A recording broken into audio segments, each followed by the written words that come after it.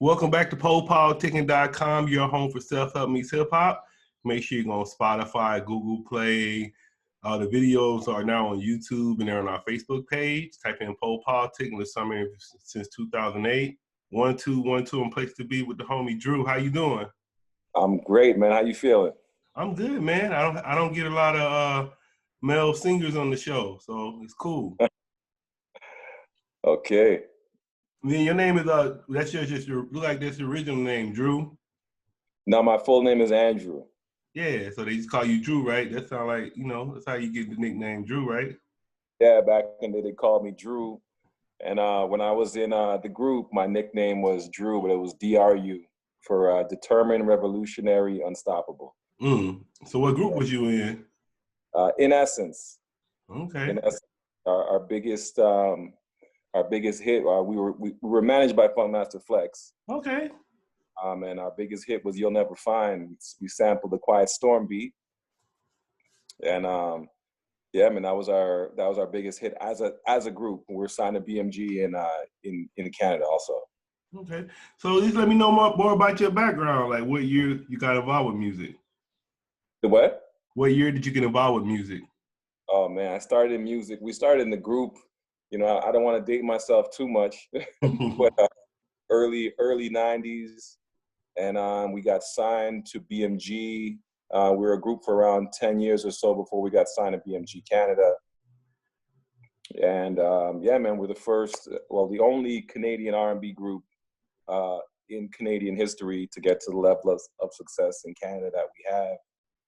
And yeah, I went solo in '07, and yeah, had a couple gold records since then, and just took some time out, raised my daughter who's 15 now, and I'm, this is the rebirth now, me coming back, and yeah, man, so I'm excited.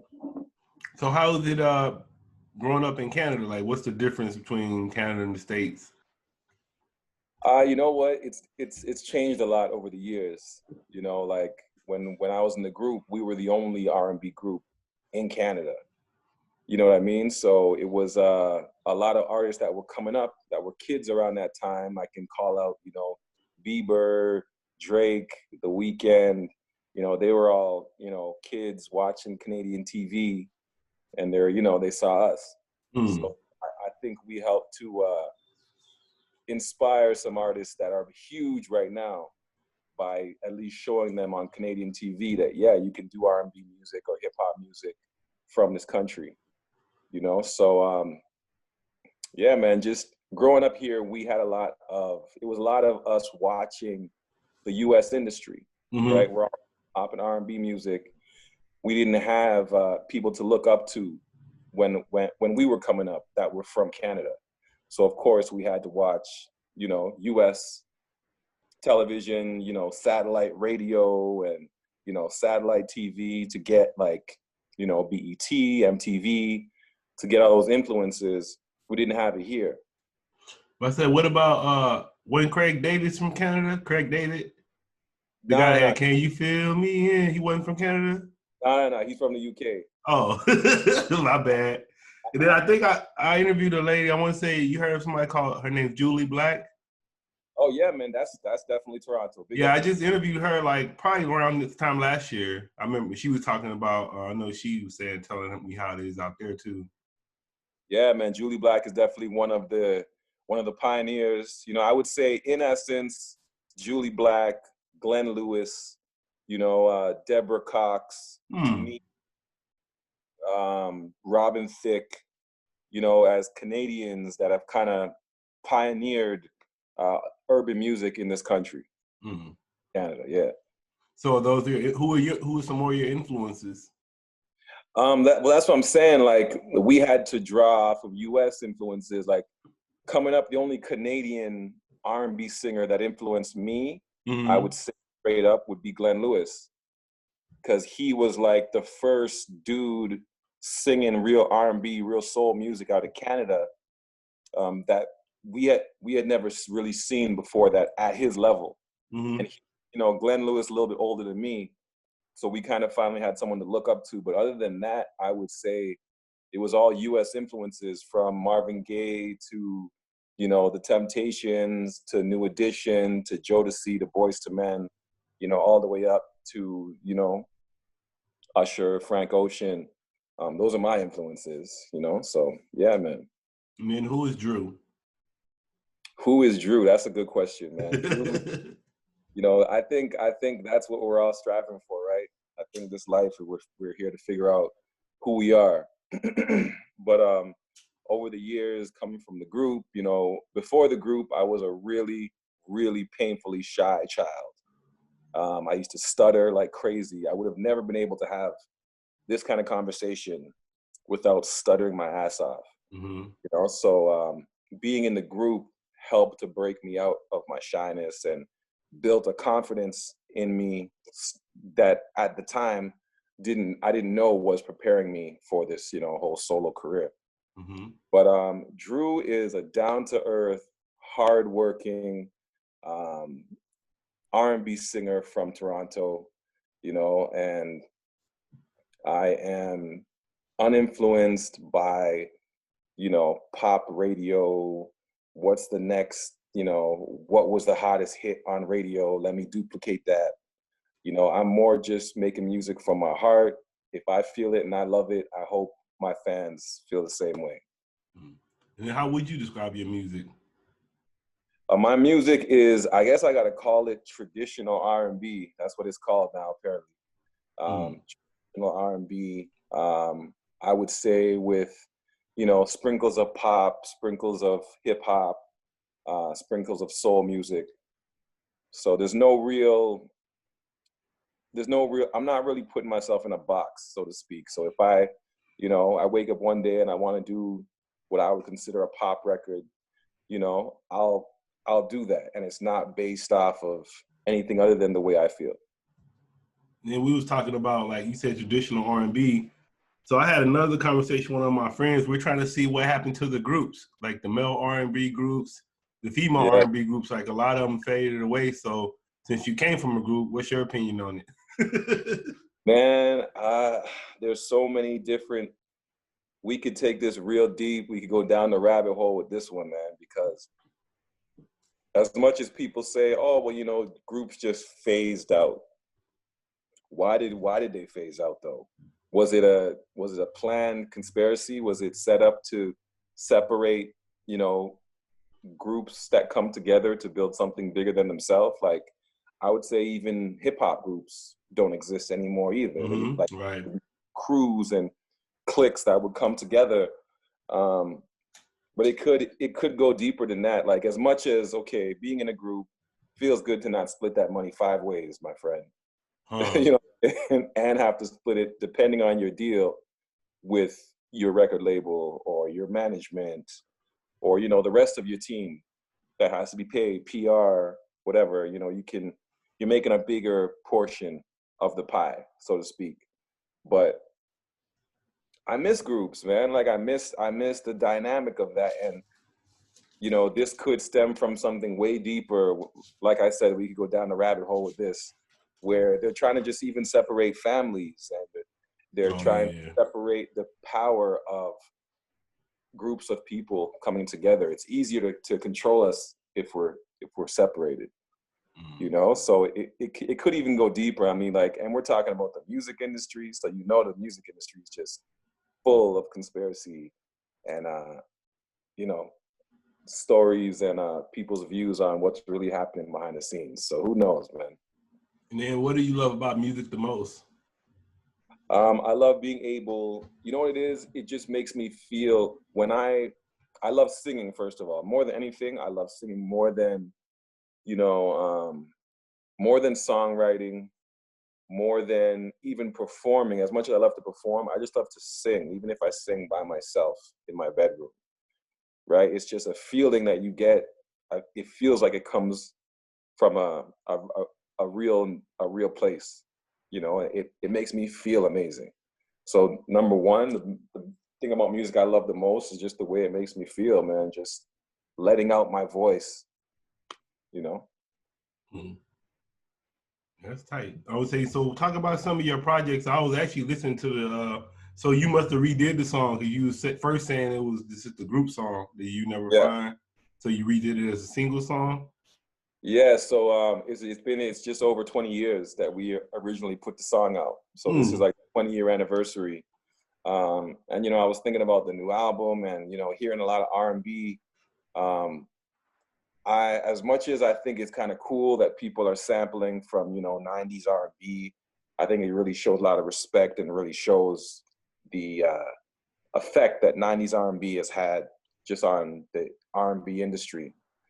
But I didn't want to just sample from other people. And so I was like, you know what, I feel like what our group had was like a cult classic song that didn't really get the push that it needed. It never had a video, but yet it's still, you know, sold gold on Funkmaster Flex's 60 Minutes of Funk album. You know, the song itself was our highest selling single, but it still never really got the push that it needed. So over the years, I've been thinking about different ideas. I'm like, you know what? Why not remake the song? I rewrote the verses, so to make it more relevant for 2020. And you know, I just thought it was a cool idea. And based off the streams and just the way it's going since we released April 7th, we're almost at 80,000 streams in about 13 days. So I don't know, maybe you know, if it seems like it's moving interesting right now. So yeah, but it's more of like, I would say it's more of a remake, but it's more just paying respect, 20-year anniversary of You'll Never Find. That's why I titled the song YNF. And yeah, man, so it's moving right now. We got the new video that I shot in Russia, that's gonna be coming out in the next couple weeks. Looking forward to putting that out. It's kind of showing Moscow on I'm not sure if another R&B act has really shot an R&B video in Russia, you know, in Moscow, Red Square. So it's definitely some mystery to the video. It's sexy. I'm looking forward to putting that out. And then sound like you about to do a reunion with your group. Y'all doing a reunion or something? Sound like you miss them. No, you know what? I mean, like I was saying, like I miss the group dynamic. There's nothing like that. You know, I'm not sure if you must have seen the New Edition story. Yeah. That came out a couple years ago. Yeah. I think that sparked all of us, even though we haven't been a group since '07. I think that sparked something in all of us, just brought us back to that dynamic of, you know, there's a certain amount of energy when you're on stage with, you know, 4 other powerful energies at once. It's just, I don't know, it's kind of hard to describe, but there's nothing like it. So I'm not gonna say there's gonna be a reunion, but I think if we can put a show together, if we can do one show, then we can start talking about reunion and all that stuff. But yeah, there's been a lot of interviews, a lot of talk about possibly, especially in Canada, you know, if we would ever reunite. And I don't know yet. There's a lot of underlying issues that we had in the group that we would have to work out. But if we can get together and do one show, then we'll go from there. And then I was saying, I know you have like the Drakes now. You know, you got Drake, but what are keeping a lot of artists from Canada from blowing up in the U.S.? Because I don't know. I said, what do you think keeping a lot of artists in Canada from coming mainstream in the U.S.? Well, I think a big part of it, number one, is that too much of us depend on the U.S. We don't work together within Canada, right? And I think that's what makes the U.S. so successful. Is the U.S. are the kings of knowing how to collaborate, you know, and bringing 2 bosses together. And if one artist, I should say, is making, you know, whatever, 20 million a year, and this guy's making 15 million a year, and you have these separated fans, you bring those together and they're both eating double, you know. But I find in Canada, the urban industry is influenced by the Caribbean, because Blacks in, I should say, Toronto, I can't really speak on the rest of Canada, but in Toronto, which is where the urban industry has flourished, a lot of the urban industry is their background is on the Caribbean, specifically Jamaica. Yeah. Why is And that? what I If you think is know. a lot of the Caribbeans migrated to Canada. Like my parents, my parents were born in Jamaica. So I'm But the then I first. don't understand, why would you do that? Why would you go from Jamaica to Canada? Ain't it like cold in Canada? Yeah, it's cold, but Yeah, there's so why would you leave Jamaica to go to Canada?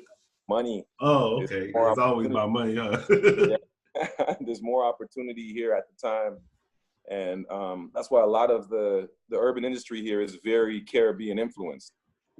Now, the problem with the Caribbean, if you can even see it in dance hall music, is they don't work together. Jamaicans are against Trinidadians, they're against Guyanese, they're against themselves. The Jamaicans are on Jamaicans. Like, we don't work together like other cultures do. And I feel like that stems over into Canada, into our urban industry here. We usually, bigger or more successful artists here will usually work with artists outside of Canada. They'll work with American artists. They'll work with UK artists even before they work with our own.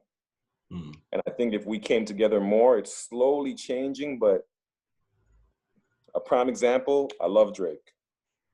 He's done so much for the city, done so much for the country, but how much has he really done even just to bring up other artists, right? In the 10-year span, 11-year, 12-year, whatever span that he's had success, how many other artists has he made a success within that time, right? Some people may talk about, Party Next Door, maybe. Yeah, I was thinking him. That's the We'll only talk one, about, really. what's that? That's the one I was gonna say. Party Next Door. Right. If you got to reach for something, yeah, people will go to Party Next Door. But in my opinion, I can only speak on myself. I feel like he hasn't done enough even for his own artists. I love Division. I love Party Next Door. I love Madrid Jordan. I like all these artists, but I hope it's not turning into that syndrome that big up to Puffy and big up to Bad Boy, but it's all about Diddy, and it shouldn't be all about the superstar now, especially coming from Canada. If now Drake's the biggest, arguably the biggest rapper in the industry right now. So how have you not put on some people in a big way? Prime example, the way Lil Wayne put You on. How have you not done that yet for someone else? In my opinion. So I feel that stems back to, crabs in the bucket mentality that we have in Toronto. Step on the next man to bring yourself up. And that's a problem with the Canadian industry just on a whole, on why we haven't really taken the horns of, the North now being on top, so to speak. Like the amount of, Canadian artists, Canadian songwriters, producers, if we all now came together and really honed in on this Northern movement that's happening, I think it would then make it easier for Canadian artists that are based in Toronto, based in Canada, to get US deals or to get more of a partnership, because we'd be showing the rest of the world, we don't need you. As soon as we show, just like the South showed the rest of the US, the East, the West showed the rest of the world, we don't need nobody. We can do this shit ourselves, and then you'll come to us. And that, I feel, we haven't accomplished yet in Canada. I would say, who are some rappers, some artists that you would like to put on that's from Canada? Yeah, there's a lot of artists. Big up to S4, G4. They're a hip hop R&B group out of Mississauga. Big up to R&B singer Temi, Temi, Temi. Big up to producer Hollywood Pro, amazing Toronto producer. The list goes on, man. I was planning on doing a European tour at the end of May, and we were gonna be going through the New School Rules Music Conference in Rotterdam, and we were gonna end in Cannes, France for Medem. And I was going to be bringing some of these artists with me. I was going to be bringing S4G4, Temmie, rap artist Mo Littles was going to come on the road with me, who toured with me in Europe last year. So yeah, man, there's a lot of artists that are on the come up and they're bubbling right now. That I feel that I want to put myself in the position to be able to put on some of these artists now and kind of just, you know, really launch my label, Effortless Entertainment. So we're looking at some of these artists right now to possibly sign. So yeah, you kind of went to the next question. I was going to say, so where are you trying to go with your career now? Seems like you've been in the game for a while now. So what are you trying to do now? Yeah, the goal was always, you know, I started Effortless Entertainment. As soon as I went solo from In Essence in 07, I started Effortless Entertainment right away. It wasn't really, it wasn't like I was thinking, oh, I'm going to be this music mogul and going to launch this new label. I more just wanted to have an outlet to do business. At that time, I wasn't sure how it would work or what I needed. At the time, I was like, I'm just going to start a company. I'm going to put my music out through my own company and figure out distribution. The deal that I signed with Universal, it was a licensing deal for my album On the Brink, my last album. So I'm not locked into any contracts. I have distribution right now through Fontana Media. So that's the plan, is to, I want to put, actually, I've never said this in an interview yet, but I want to put together, like you mentioned, where's the groups? I want to put together a kids group. You know, remember ABC back in the day? Mm-hmm.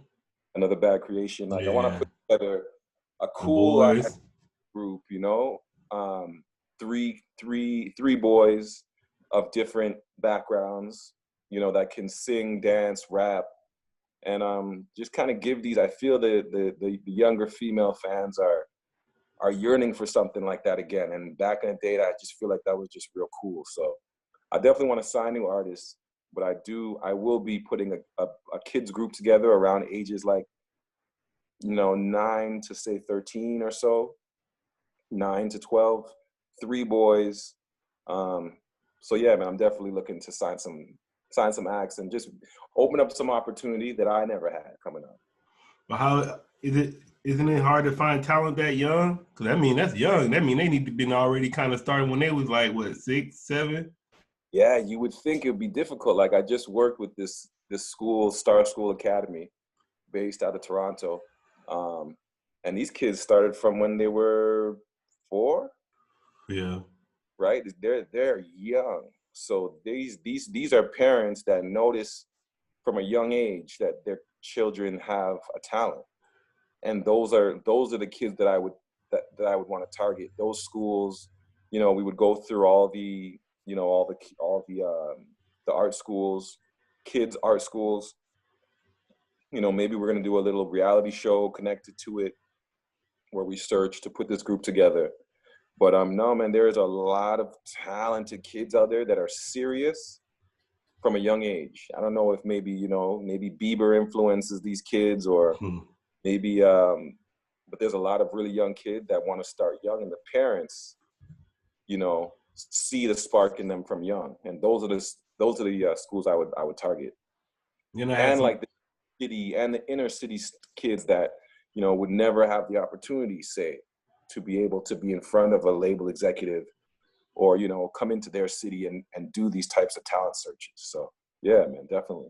And I was listening to an interview one day. Somebody was saying like a lot of these labels now, they're looking at the ages, and they're saying like, you're over 24, 25. That's like too old for them now, because they're looking for, like you said, the 19-year-old. So 24, that's like, you know, they say 30. That's, you know, they're like, whoa, 30 years old. I don't know. I think in that situation, if you're putting a group together, that's different. I think I don't think there's an age limit on a talented artist. I believe that. I honestly believe that if an artist has gone through hardships and has been doing this and that, and, you know, lost deals, and, you know, like I have, you know, and gets to a point in their career where you never really know, like, when people hear a song on the radio or online or whatever, they don't care They don't hear your age. They just hear your song, right? So if it's, I feel like music is timeless. You know, like some people question me and like, oh, well, Dru, you've been in this so long, you know, how do you keep this going? Where do you find the inspiration to keep going? And do you feel like your music is maybe not keeping up with the times? Like those types of conversations. What do you I say? feel like, what's that? And what do you say? I feel like that all depends on you as an artist. Like if you wake up in the morning, like right now, I haven't got, you know, my Dark and Natural put in and shit. But if you wake up in the morning and you feel like you're not keeping up with the times, you're already done. If that's even a thought, right? It's like, oh shoot, if you're in the studio and you're like, oh, well, what are the kids writing now? What's the lingo that these kids are using now? Because I want to put that in my verse. Yeah, it's lit. Like you're already done. Yeah. If that's where you are. You know, I don't think Jay-Z wakes up and he's like, what are these kids talking about now? I'm gonna talk about what, you know, Lil Uzi talked about on the last record.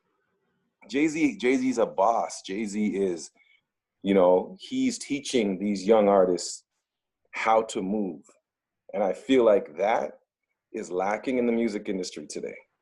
There's too grown ass men trying to follow what the kids are doing. Oh, the kids are doing this. Oh, the kids are on TikTok.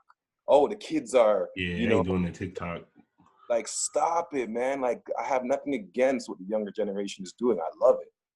But us as the older generation, and we've been through some shit, we see some shit, we can't be right there alongside of them with our pink dreads. You know, that's just my opinion. Like, I feel like we need to because show. then they looking at you crazy because they subconsciously they know you supposed to be doing better than them. But now you're following them. No, we're supposed to be showing them, and I just feel like that has a lot to do with just the music and, you know, videos nowadays, and just the whole narrative of songwriting and concepts and the popping pills and the, you know, there's always been a certain amount of disrespect when it comes to the opposite sex and speaking on that. But I feel like it's been so heightened to the point right now where it's gone too far. There still needs to be guidance from the OGs. Yeah. You know what I'm saying? And if the OGs are busy trying to look like the kids and act like the kids, then where's the guidance? Yeah. But then I was saying sometimes, like, okay, I remember like you saying the OGs, but shit, Snoop and like Too Short, they kind of started it. So some of the stuff came from the OGs, but the little kids just magnify it. Whatever we might be like Too Short, bitch. And then now they saying shit worse than that. Like what Too Short was saying ain't nothing now. But he started it. Yeah. I mean, that's what I'm saying. Like there is a certain element, and that in itself is a certain part of the culture. Mm-hmm. Right or wrong. Right. It's a certain part of the culture. And I'm not trying to, you know, I don't think you can take it overly serious, too seriously, and to break down and dissect it. But at the same time, you know, like they say, we grew up with the rappers that sold drugs. Now the rappers today are the ones that take them. Mm. You know, so I think that says a lot about the guidance, you know what I'm saying, from the OGs. Yeah. Because when the rappers that was rapping about it, they didn't say, hey, don't take this stuff. They just rapping about it. So that's what I'm saying. I would say how much money they were making. Yeah. So what's a day in the life for you right now? Average day for you? You mean like during this COVID, or if there was no COVID? Pre-COVID. Pre-COVID. Yeah. Well, I was over the last, I would say, year or so. Well, it's been more than a year, but I would say we kind of honed in on the concept of the album and really honed in on what is the sound that I want to do. Like we messed with, you know, some R&B trap sound, and we messed with some of the mumble, you know, the mumble flow, auto-tune sound. And, you know, I was like, you know what? Like I mentioned earlier, I'm like, you know what, we gotta if we're trying to catch a wave, it's too late. So fuck the wave, and I'm just gonna make music that I love. So that's what we've been doing. That's what we after we honed in on the sound and what I wanted to be about, and the concepts, and you know, not shying away from maybe certain topics or saying certain things. We kind of got into a groove for the album. And then after touring Europe and kind of just feeling the audiences and really seeing that on a whole, I feel even in Europe, it's not about your, you know, Instagram numbers or whatever social media numbers. There's an audience out there now that just wants good music, and they almost feel like they're a part of something new if the audience is almost not as known as some other artists, because they feel like they're growing with the artist. Mm-hmm. Right? They talk about, oh, you know, I saw that artist on the road in, you know, in Rotterdam last year. You know, now he's selling out shows, but I was there when he started, you know? So it's like, I feel like I've learned that now. So it's like, okay, stop worrying about numbers. Stop worrying about the sound. Stop focusing on what's hot in the US and what's hot on pop radio. Just make good music. So that's what we've done. Me and my producer Hollywood, we put together just a dope album, a dope body of work. We shot the video for YNF, like I mentioned, in Russia, while I was there doing The Voice. So yeah, I was in The Voice Russia, made to semifinals. I was getting 40 million views a week out there on Russian TV, and it was just I learned a lot. And So was you singing in Russian? No, I was singing in English. Oh, that's crazy. Yeah. So they just translated or what? Nah, well, they want most of the songs that were in the show were English songs because they're, you know, everywhere is influenced by American music. Mm. The hardest part was just after I would perform the interview, right, with the coaches after it was hard. So that was a little interesting because they would kind of translate more for the coaches when I would speak, for them to understand. But then when they would speak, they wouldn't really translate for me. Everyone thought they were translating in my in-ear monitor, which they were not translating shit for me.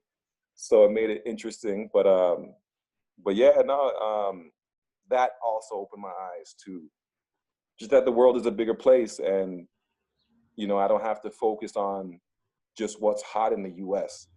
So being out there also influenced the sound of the album, making it more international. And yeah, man, album set to drop June 2020. And yeah, we're just putting out these videos very soon. I took some time to make sure I had enough new music to be more consistent.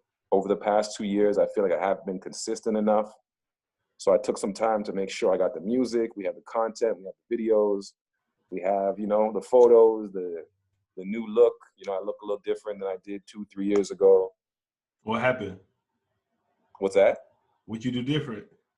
No, just, you know, the beard and the hair, and, you know, I just, for a long time, I had the same kind of similar look. I was, you know, rocking the waves, you know, clean shaven face, and, you know, so I wanted to kind of show everyone that this is, you know, there's been growth and you know, evolution here. Yeah, I was gonna say, how is it? Cause you like, I hear a lot of the trends. Cause I hear a lot of people there on those shows. Like you said, you was on The Voice in Russia, but there's a lot of people I'm hearing on those shows.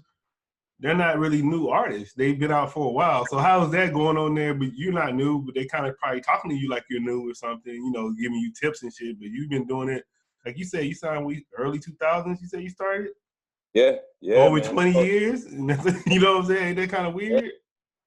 Yeah, I mean, I think to some people, and there's a lot of artists that maybe wouldn't have taken that step, you know, would have felt like that. Like some people might look at me funny that, you know, you know, I've been in the industry for this amount of time. You can Google my name and you can see everything that I've done. You know, why would I want to? Some people may say, you know, take a step backwards, you know, to do something like this.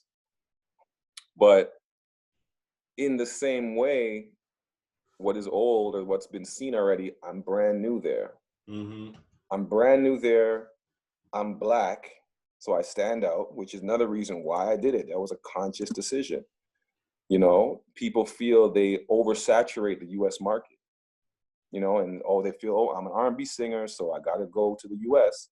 No, why? The rest of the world loves R&B too, right? And they're not judging you based off of, oh, you know, who did he get to produce that? You know, or who's this feature or that feature? They don't care. They really don't care. So that kind of opened that opened me up, and it made me just not really care about what people may think. Or, you know, there's a lot of artists that are from my era, from the industry in Canada, that are seeing me. Oh shoot, I knew Dru from 10, you know, 15 years ago when he was doing music. Now he's in Russia, and now he's, yeah, I'm in Russia in front of 40 million people every week. If that's the way you look at it, then you see the opportunity in it. Yeah. If I focus on, oh, what are people gonna think? You know, they've been seeing me doing music. A lot of people that I told that I was on The Voice thought I was one of the coaches, yeah. right, or one of the judges.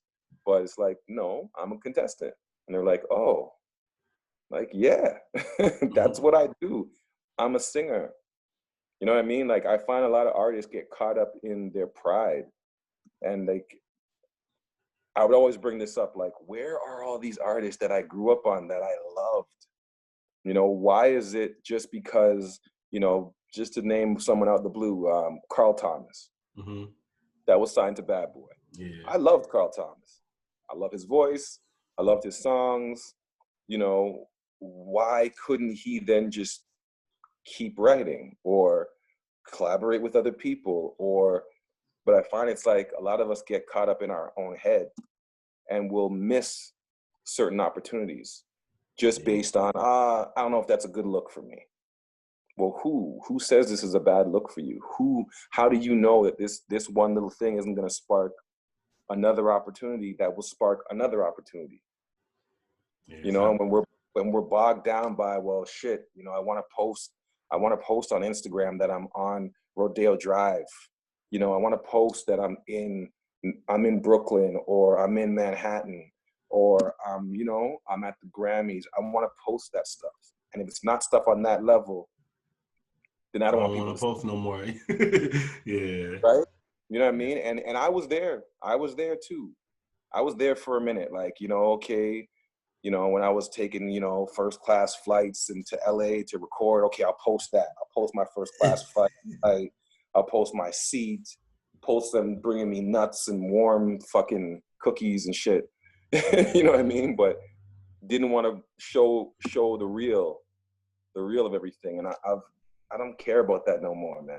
I don't care about posting, you know, that I got a Louis bag or a Gucci bag or all that crap, dude. I don't care. I'm wearing YSL glasses right now. I kind of care about glasses.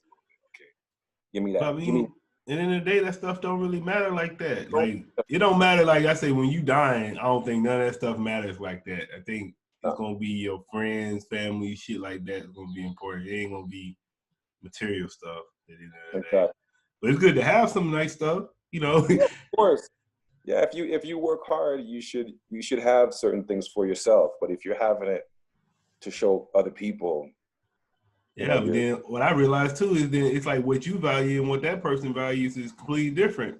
Like, even like it can be like, I can want the new BMW.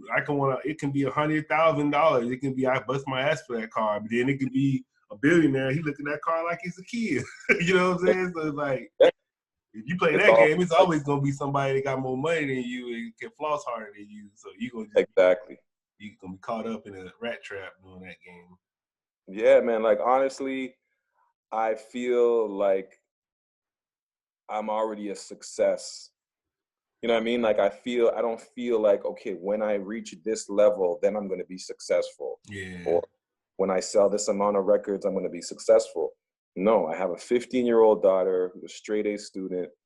You know what I'm saying? I've been in her life for her entire life. She knows no different, right? I've been doing music for over 20 years. I'm still doing music. I'm still living. I'm still paying my bills from doing music. Like, you know what I'm saying? I'm not I feel like I've already gotten to a level of success, you know, and I can't complain. Like, certain artists look like they're really successful, man. They look like they're really happy, and they look like they're selling a lot of records, and they're happy with their life, and they're not, and they're miserable, you know? So it's like, what is your perspective of success?